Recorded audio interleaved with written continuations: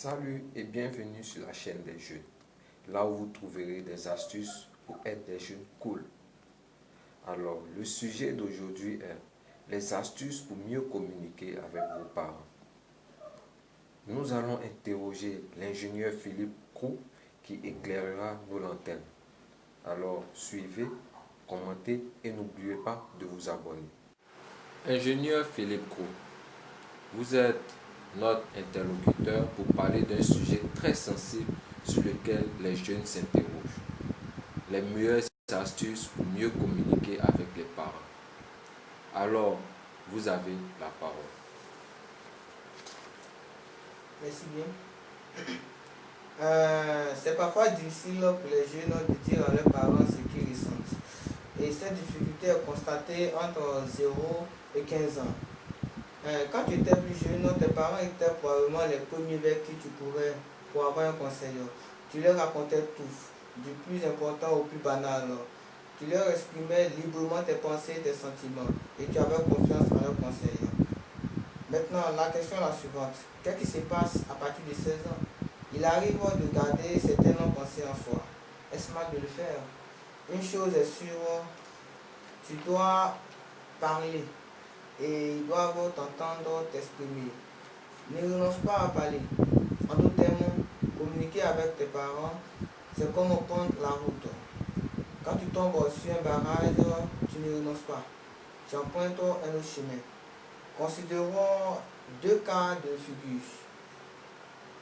Le premier barrage, tu as besoin de parler, mais tes parents ne sont pas à l'écoute.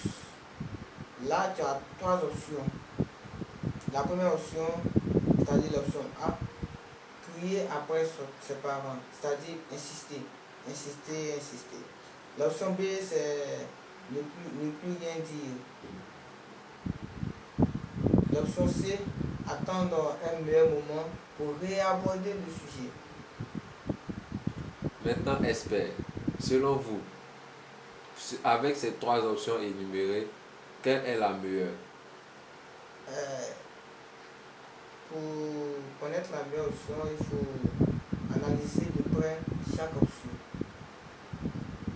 L'option A n'avance à rien.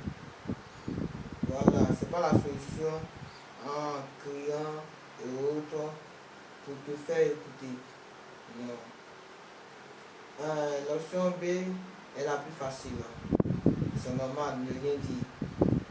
Mais ce n'est pas la plus vicieuse. L'option C, je dirais, c'est selon moi la meilleure option. Si tu trouves difficile de parler d'un problème face à face, c'est-à-dire devant tes parents, ton père ou ta mère, discute-en durant un trajet. Ça peut être à pied, en voiture ou quand vous faites des courses ensemble. Sachez une chose, ce n'est pas toujours facile de communiquer avec ses parents. Mais quand on fait l'effort de les parler, on se libère d'un grand poids. Concernant le deuxième barrage, c'est le cas de figure où tes parents veulent parler.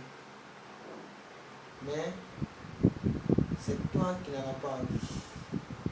Ça s'explique parfois par le fait que tu es quelqu'un de réservé ou autre, ou tu n'as pas pris cette habitude-là de changer régulièrement avec les parents, voilà, afin qu'ils soient en quelque sorte tes confidents. Et là encore, trois options se présentent. La première option, c'est refuser de parler.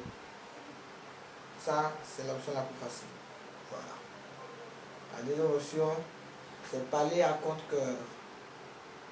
Et l'option B, c'est remettre en plus tard la discussion sur le col. Mais poursuivre la conversation sur un autre sujet. Ok, expert Philippe Co. Encore avec ces trois options, quelle est l'option la mieux adaptée pour un jeune qui se pose ces questions? L'option A, je dirais l'option qui présente le plus d'inconvénients. avec un taux d'inconvénient qui avoisinerait les 80%. Parce qu'avec cette option, tu seras toujours stressé, sans une certitude. Maintenant, l'option C présente un taux d'inconvénient de 50%. Parce que parler à compte cœur, certes, c'est à compte cœur, mais tout compte fait, vous avez parlé. Voilà. Elle est préférable à l'option A.